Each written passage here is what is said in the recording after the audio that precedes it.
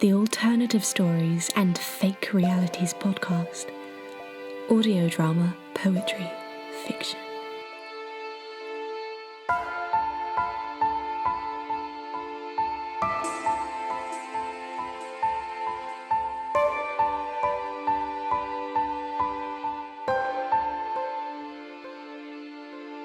On the Alternative Stories and Fake Realities podcast today, I am with Alethea Lyons. Hi Alethea, and welcome to the podcast. Hi Chris, thanks for having me. Well, you're very welcome, and you've shared with me your book, The Hiding, which I've been very much enjoying, so I'm really looking forward to this conversation. So you're a writer of novels and short fiction, and you have a series called The Seer of York. Yeah. Of which the book I've been reading, The Hiding, is part 1. And the series combines fantasy, folklore, real-world locations mixed with fantasy worlds, which is, I think, a lovely combination. How would you describe your work? I think that's a pretty good description, to be honest. I like looking at that intersection between reality and magic and science, and sort of where the historical stuff meets us now and how that can still be relevant for us and what still remains in our society of it. So the way that you've used York in your stories reminded me a little bit of the way that Philip Pullman uses Oxford in his Dark Materials trilogy. So we have the Oxford in the present day and Lyra's Oxford, which is the sort of fantasy version in those books. Were they an influence on you as a writer, Thea? Definitely, they would have been. They were books that I absolutely loved as a child. I would be down at the library asking for the next one as soon as they came out. And then reading things like Neil Gaiman's Neverwhere, set in London, Genevieve Cogman's Invisible Library series, which is set in alternate versions of Earth many times over in Russia, in London, all over the place. And seeing how that kind of became a character within the story and how that little bit of alternate history could influence the story is really fascinating. Another thing that you weave into your storytelling is folklore. And I wanted to just ask you a little bit about the ways in which you've used folklore in your storytelling, and were there particular folk stories, folk tales that particularly took your fancy as you were developing as a writer? But this is one of the things I really like about Reawakening. Because of the shorter format of it, I've been able to kind of almost pick some of my favourite little bits of folklore and weave them into those stories. And I really like creature-based folklore. So things like with the knockers and blue caps down in the mines, where you have pukas and kelpies and all sorts of different animals. And sometimes they're very nice, and other times they are definitely out to trick you, and you may die from that. Yes. And I really like the way that it is that very dark and light, but it can be both. So the creature you might be very nice to and have as a friend in the morning, you could do something completely innocuous, and by the evening, it's out to get you. And yes, you have all those kind of stories, of course, of fairy brides, and you tap them with iron 3 times and they'll disappear. And those kind of warnings of even those little things can really change something.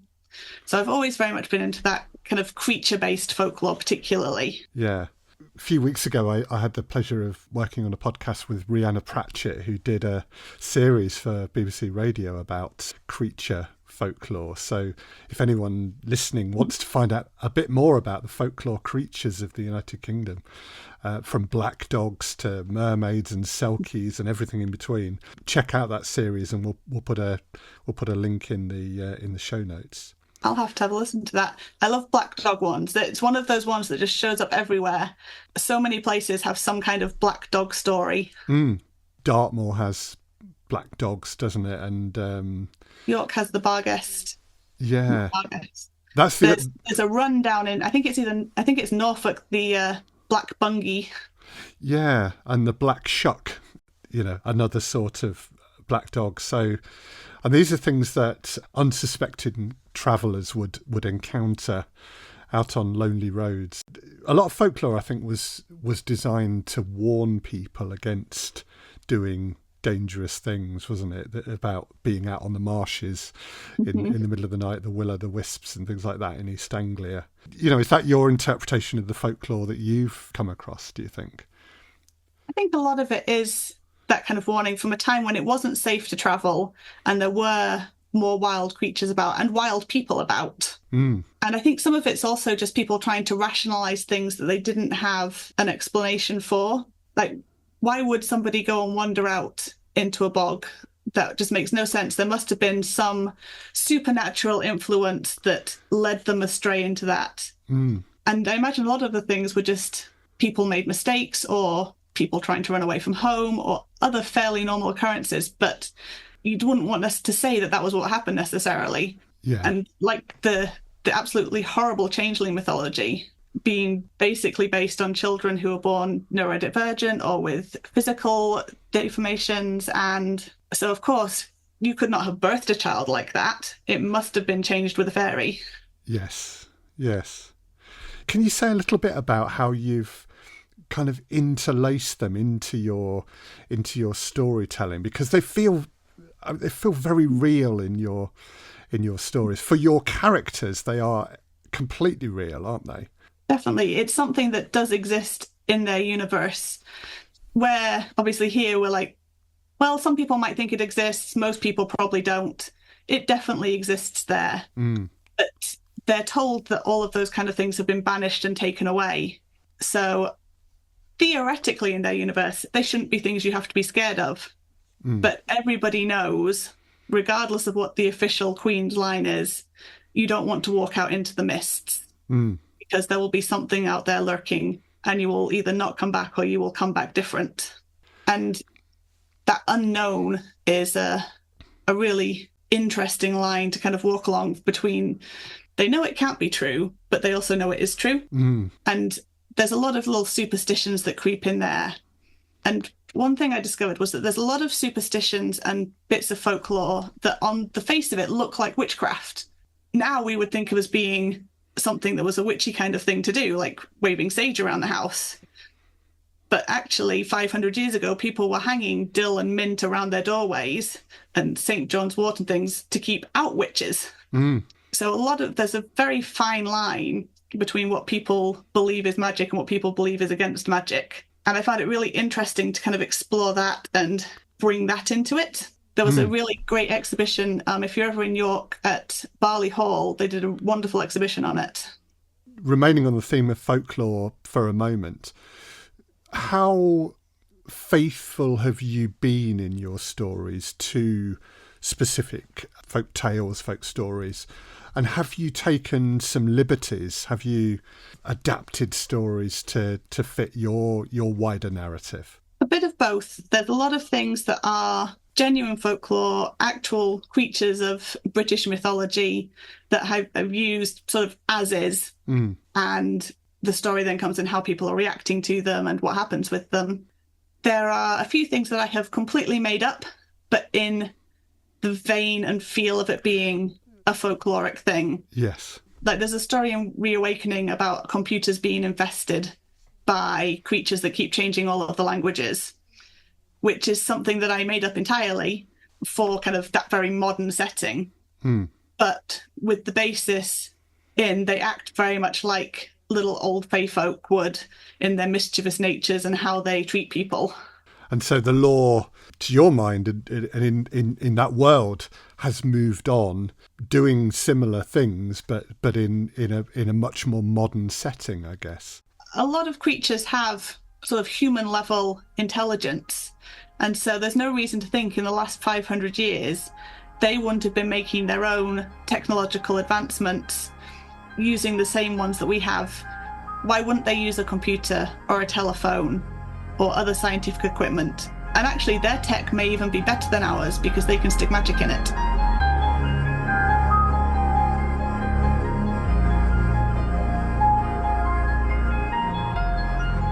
Their plaintive cries drove her on. They were hers. She ruled them. She served them. The duty of the hiding fell to her. The honour. The shame. She followed the ghost walker into the deepening night. Her eyes hard and clear as diamonds. Frost filled her. She was a harpoon, a knife, nothing more. A small piece of a ritual more powerful than the ocean. As Usa approached him, the ghost walker's steps faltered, and he turned to look behind. The world was silent save for his humming and the soft lap of waves against the shore. His gaze swept over her without perceiving. He tugged his cloak tighter around him as he resumed his walk, his pace quickened, head bowed. When he reached the end of the path, he paused again to search the surrounding trees. His eyes passed through Usa, as though she were glass. Usa, protect us. She stretched out her hand to touch him, then hesitated. The voices cascaded through her, but she stopped, centimetres from his trembling throat. This wasn't natural. He hurried on again, not taking the bridge to safety as she expected. Instead, he descended the few steps to stand at the edge of the path, where the foss paid its tribute and flowed into the ooze. As he watched the twin rivers, he was one with the night, as though he became less human, more of her folk. But he was not of the folk. He was a threat. Usa hardened herself, cold and unfeeling as Moromaru, mockingly called the North Sea by irreverent humans. She would do her duty. The moment she touched him, he froze as though ice bloomed. Reality bent to her will, and her hand phased through his skin, his spine, the cartilage of his neck, his larynx and vocal cords vibrated as he struggled to speak. The life drained out of him and into her. A scream died in his throat. She wrenched her hand free, and his lifeless husk fell to the ground. The hiding's first victim. Her first victim. Usa stood over him, eyes dark as the new moon, face still as a doll's. The only colour was the bloody mess of cartilage and muscle dripping from her closed fist. The crumpled body at her feet held no more value. Taking his organs had been like fishing, the skin as undisturbed as water closing over a sinking hook. She had done what was demanded of her, yet she could not leave. She crouched next to him to arrange his body as she had seen humans arranged before, their corpses laid along this same path, row by row by row, driven into the water to drown, rejected and pushed back to the shore in death. For a while, she observed the soulless form, still as a prayer. Then she washed her hands in the river and released the stolen vocal cords into the dark water.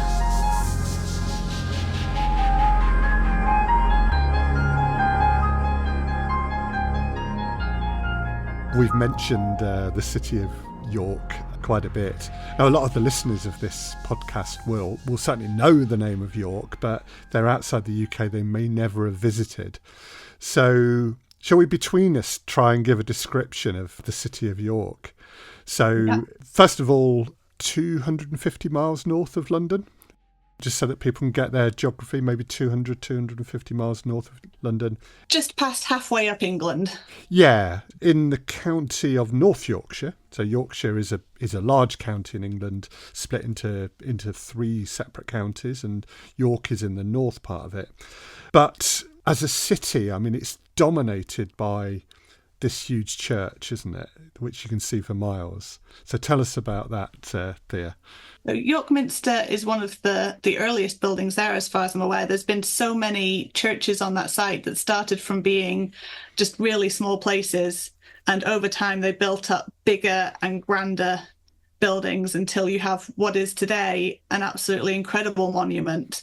It is a massive church. It has soaring towers. It's less decorated than it would have been because, of course, we had the Reformation and they went around and they took down all the statues and they knocked loads of gargoyles and things off and painted all the bright colours into white and beige. but it's still so grand and impressive. And you cannot go anywhere in the city without hearing the bells as well. You will hear Great Peter tolling the hour wherever you are. And incredibly atmospheric at night, isn't it? Definitely, especially when it is those nights where it's misty and rainy, which, in the north of England is quite a lot of them. It does happen. It certainly does happen. Now, one of the things I love to do in the city of York is to walk around the walls. And the walls, I guess, sort of enclose the central part of the city, don't they?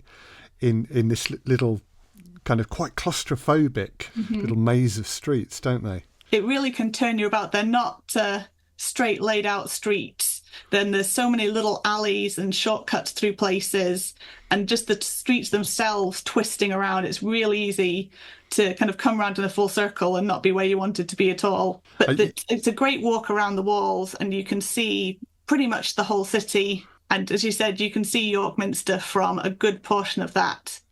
And I've kind of repurposed the walls, because obviously originally they would have been the fortification to keep humans out and keep the city safe. And the city's now spread well past them. Yes. But in the hiding, they are also sort of almost like a metaphysical shield as well, to keep magic and supernatural things out, which I will say does not work. Well, it wouldn't be a great story if it did.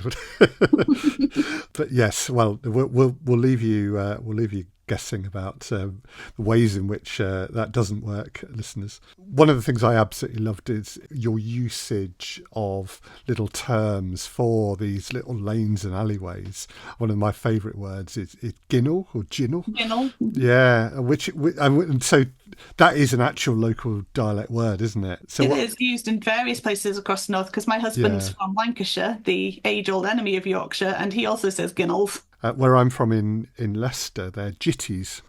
Jitties. Cut-throughs, little alleyways that you couldn't drive a car through a ginnel, could you? They're just they're little narrow walkways, and there's quite a lot of them in York, aren't there? There are a lot. I like snickleways, which I haven't heard outside of York. I think already we're painting this picture of this little labyrinth, aren't we, of little streets and ginnels between the city walls.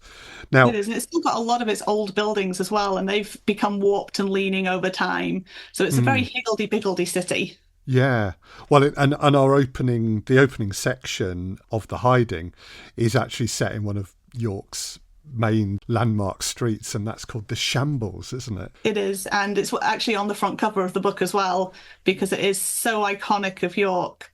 There's York Minster and there's the Shambles, and it's just such a wonderful pedestrian-only cobbled street of these old leaning buildings and quaint little shops going down it. Yeah, I would venture to suggest that if anyone has ever seen a picture of York or even looked at pictures from England, the chances are you probably will have seen a picture of the Shambles, because it is just so iconic, isn't it? As you say, on the cover of the book as well, and quite a pivotal sort of location as well, isn't it? Certainly at the start of the story. Yeah, it kind of lays the scene for everything that comes after. Yeah. And we do return to it later in the book as well, because it's such an amazing location. Yeah. Any other real locations that you've used in the stories? Everywhere in the story is real, apart from there's like one section of path that doesn't exist, because the path down the ooze stops at a certain point and then resumes again. So you have to kind of go up and round and all through the houses. So I just put a path in. But pretty much everything else, all of the places where people are murdered, you can go to. I have a series of photos I took where my husband came around and he took pictures of me at all the places I've killed people in York. Little chalk line around you on the floor. Yeah. And even when we're leaving York and going in The Hiding, really only to the one location, House Dean Gorge. In the Somnia, we venture further into the Yorkshire Dales.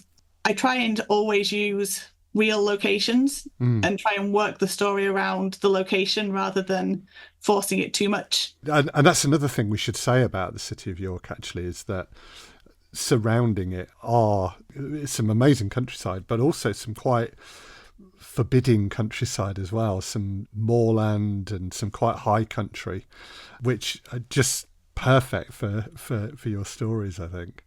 Absolutely. And as we're coming into book 2, it's January by that point, so it's all snowy and frozen and even more inaccessible than normal.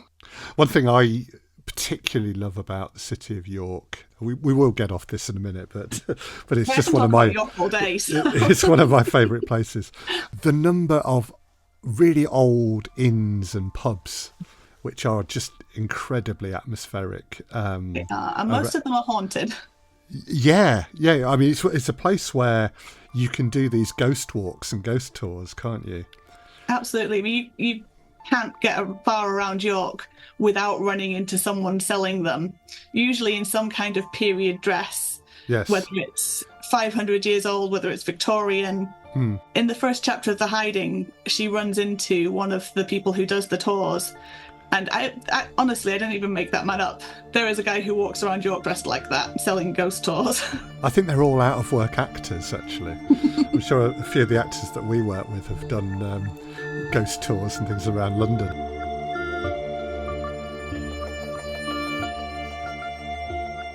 Heresy, is she in the mirror? Why is everything in the reflection older? Time passes differently there. For her, it is only a minute, and it is only a century. How do I get her out? You do not, Heresy hissed. You accept the girl is lost, and you leave it alone. Getting through would be easy, getting back impossible. Can I summon through the mirror? Call Alice back? The darkness under the piano bristled. No. Dangerous. And you would get the mirror Alice, the mirrorling's pet. The real Alice probably no longer exists. Not as what she was. It is done. I can't accept that, Heresy. Harper set her jaw stubbornly. This woman has a life here. She has a family who love her. I refuse to accept some mirror spirit can abduct her away, and there's nothing we can do. What if it takes someone else? Look right at the edge of the mirror. Harper did as she was told, flattening herself against the wall and trying to watch the mirror surface in her peripheral vision. She got a fleeting impression of a young woman in a flower dress sitting at the piano, and very, very faintly, Harper could hear tinkling, as if a music box had been left open in another room. Another form appeared to be standing behind the pianist, hands on her shoulders, leaning over, and Harper caught the sound of whispers, although she couldn't discern the words. The two people merged as the shadowy form leant further forward until there was only one Alice again, at once old and young, endlessly playing the piano. She will live her life there, Heresy said, his voice muted. For us it will be minutes or centuries, but she will not know the difference. And her soul? What happens when she dies? Does the mirror Alice consume her? Do not ask me, Heresy said nonchalantly. Someone will find a body, another Jane Doe. If Saqib watches for her, he may be able to match her DNA to Alice or to her parents, or she may remain a mystery forever. The mirrorling will love and protect her, but she is no longer the person she was. She is happy. Leave her be. But her family, Harper protested weakly. There is nothing we can do. They might even see her sometimes. They will think it merely imagination, but they will see her. What if I smash the mirror? Then you make a million tiny universes and she is trapped in all of them. Harper sank to the floor, back against the wall. She rubbed her eyes and rested her head on her knees. There's really nothing we can do. You're not just telling me that. There is always that risk. I'm going to the archives. Harper jumped to her feet and brushed away her tears. I will find a way to get her back, no matter what you say, or Saqib will come up with something, some scientific wormhole thing, or something. We will bring her home again. Heresy chuckled, a dark, humourless sound. No, dear Harper. There is nothing you can do. She is already home.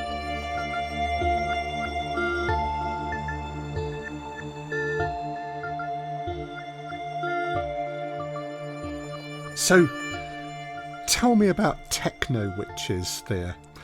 So, like I was saying before, I love kind of this intersection of technology and magic, and the idea that if magic does exist and there are magical creatures, why would they have stayed stuck in medieval times or at whatever point, they're going to have moved on as well. And one of my characters in The Hiding is a techno witch.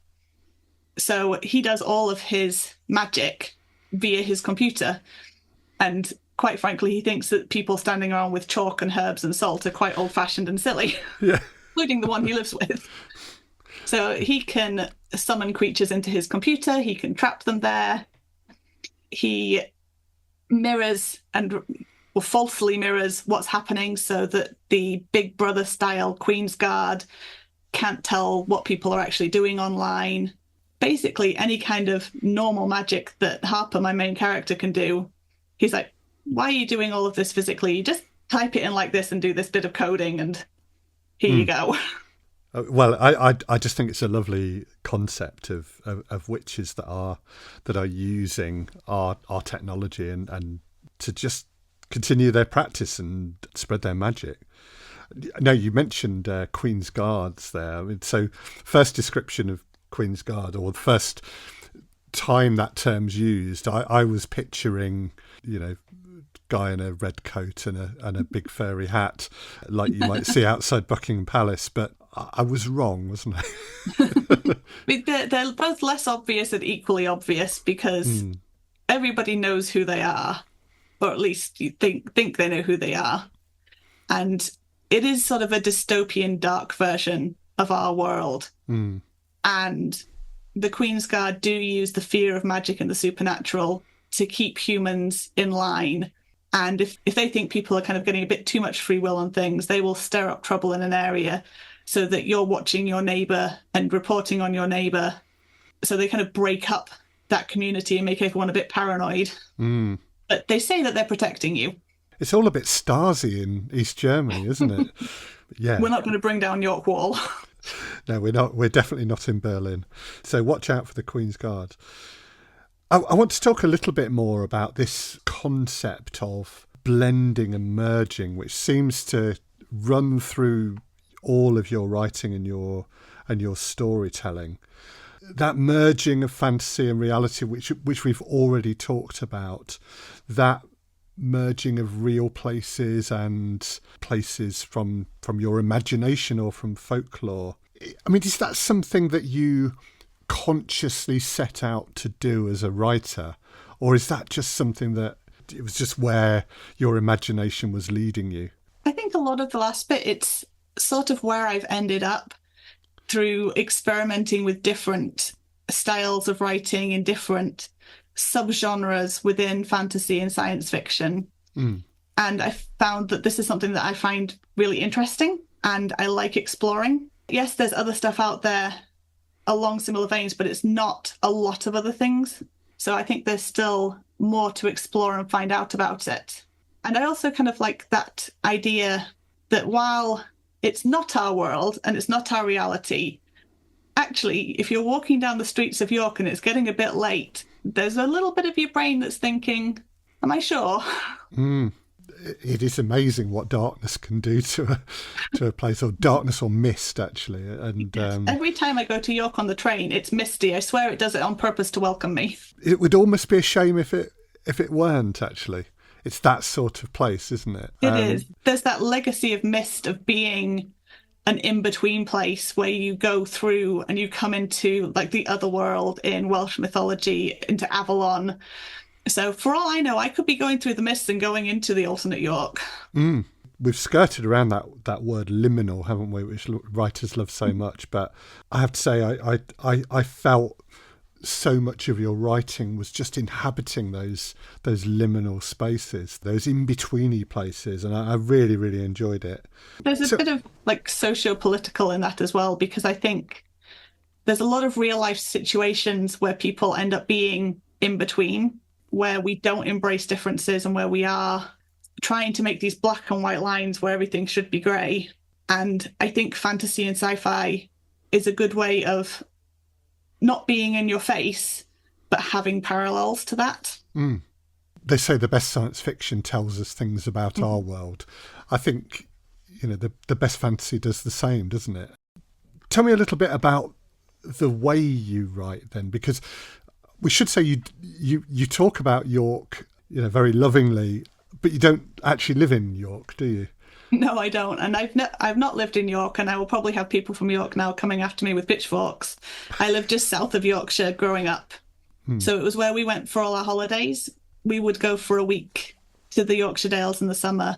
We went up to Scarborough every summer when I was a kid.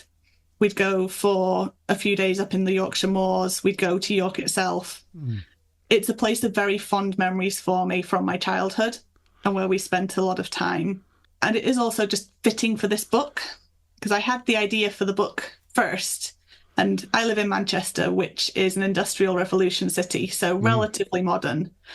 And it doesn't have the type of history to suit that world. And so I needed somewhere with both the religious and political clout to back up the story. And so it was going to be either York or Canterbury. And you know, I'm from the north of two countries. I'm from Michigan and I'm from Manchester. So I was going to pick the north. It was going to be York over Canterbury. And your writing practices, because you must have a limited time to write. You've got a small child.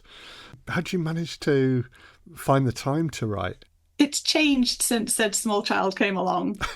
Before I had a child, I was working full time. So I would often take either my notebook or my laptop and I would sit there on my lunch break and get, 20, 25 minutes of scribbling done then, sitting on the train for the commute. And I have a very understanding husband, fortunately, who doesn't mind the fact that I have a very solitary thing that I'm doing. So he understands that sometimes I just need to come up and work of an evening. But then I stopped working when I had my son. He was napping, which was great. So I suddenly had to adapt to, instead of when I had inspiration for something or getting to be completely absorbed, if he was asleep, I worked. It is just about snatching time whenever he naps and not being able to go quite into that same zone because I have to listen for him. But as soon as he goes to sleep in an afternoon, I'm in here, turn on my computer and just try and get down as much as I can. Or when he goes to bed at night and my poor husband just doesn't get to see me sometimes. I think for writers that there is a momentum that comes from knowing that the time that you have available to you is limited. I do like to have a deadline, so I will set deadlines for myself, because otherwise, as you say, it can just go on forever. Where you think, okay, I've got to have this done by a week Friday. And you have to carve out the time, and sometimes it's not so good for your social life either. Again, my husband, bless him, gets to deal with all of that. So the number of times that he's just been walking around with me having to listen to random stories of character backstories or things that are being planned. He knows all of the random backstories of everybody in the Seer of York series because he's walked around York with me and I've been having all these ideas and just blurting it at him. Yeah, that's what partners are for, isn't it? Some of the techno stuff comes from him because his hobby is Raspberry Pis and computer programming and things. So okay. If you were magic, how would you do this? Yeah. Now I need a forensic scientist because I'm reaching a point where it's like, okay, one of my characters is a forensic supernaturalist and he's trying to detect magic using forensics. So I need an actual forensic scientist to help me. Like, what would you do if you were looking for magic? So, aspirations for your Seer of York series, is it going to be a trilogy or is it going to be more than that, do you think? I have planned more than that.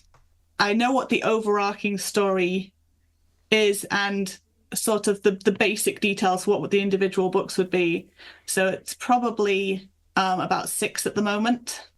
I have more detailed plans for up until the end of 3 because I'm about to start writing 3. I've just set the edits for book 2 back to my editor. So I know where it's going and there are things being woven in from the beginning, but each book will have a self-contained story arc as well because I really hate cliffhangers.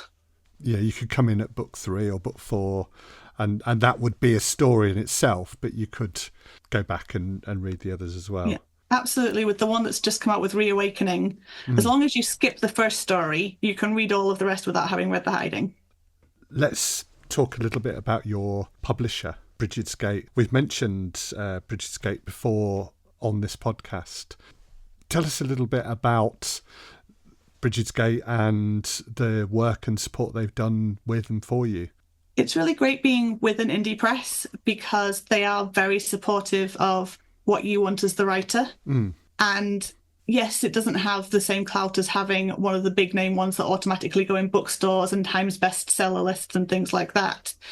But it gives you a bit more creative control, I find. And Bridget's Gate is basically just run by two people, by Heather and Steve, and they're absolutely lovely to talk to. They're very supportive of my visions for the books. They're obviously putting their money and careers on the line with the books that they publish as well. So they have to be ones that they personally love and put a lot of hard work into, because they are trying to grow. So they're trying to put out a certain number of books every year, and obviously trying to make sure those are of the quality they want them to be. So it is a lot of work being an indie publisher. I do not envy that. And on this podcast, we are all about supporting publishers, because without publishers, no writers, really. We'll put links to Bridget's Gate in the show notes so that you can find out more about them. And finally, Thea, we should get some links from you as well. So how can our listeners find you on social media? And do you have a website as well? I do. I have a website which has some stuff about the Seer of York, and it also has some things about other things I'm working on, which includes a folk music science fantasy book. So I am on Twitter, Instagram, and TikTok, and I absolutely love to talk to people. So please come along and have a conversation. I am Alethea Lyons on everything. Excellent. We'll put those links into the show notes. We'll put a link so that you can find your website and your link tree and everything else into the show notes. And finally, if readers want to get a copy of the book, where would be the best place to find your work? Would that be via Bridget's Gate? It's easiest to order either through a bookstore or online. Absolutely go and support your indie bookstores. They will be able to go online and order it. Otherwise, big stores, Barnes & Noble, Waterstones, they can order it for you as well. And it's actually really helpful for authors if you go into bookstores and order the books, because then the bookstores become aware of the books. Yes. Which is harder for indie authors and indie presses. You can go online, of course, the obvious Amazon. We call that the rainforest site on this podcast. I like that, the rainforest site. So yes. They have the ebook and physical copies as well, but it is available as ebook on other platforms too. Yeah, we'll put details so that you can search for it on whatever site you like to order your books from. But yeah, as Thea said, go into your local independent bookshop or your local high street book chain and ask for a copy, and they'll be able to order it in for you. Thea, thank you so much for joining us on the Alternative Stories podcast. Come back and talk to us at some point when you've got more of the series out. But for now, thank you so much for being on the Alternative Stories podcast today. Thank you very much for having me. And it's been great to talk to you about folklore and be here plugging York. Indeed. We should get 10%, shouldn't we, of all sales of things in York. Just call the tourist board and say, hey, you guys. Yeah. Do you realise what we've just done for you? Thanks so much, Thea. Thanks, Chris.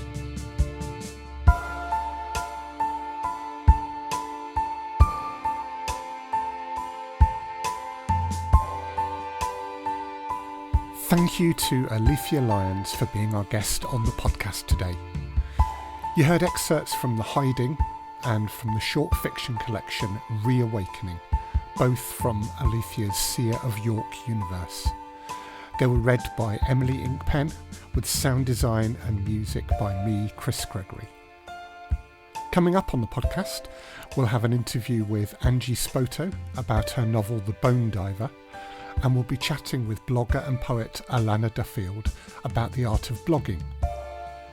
If this is your first time listening to the Alternative Stories and Fake Realities podcast, you can subscribe by searching Alternative Stories in your favourite podcast app to have all future editions delivered directly to your podcast app the moment they're released. You'll also have access to our complete archive of over 150 episodes. If you're able to rate the podcast in Spotify or leave us a rating or review in Apple Podcasts, we would be incredibly grateful. Alethea Lyons and the Seer of York series has been an Alternative Stories 2024 production for the Alternative Stories and Fake Realities podcast.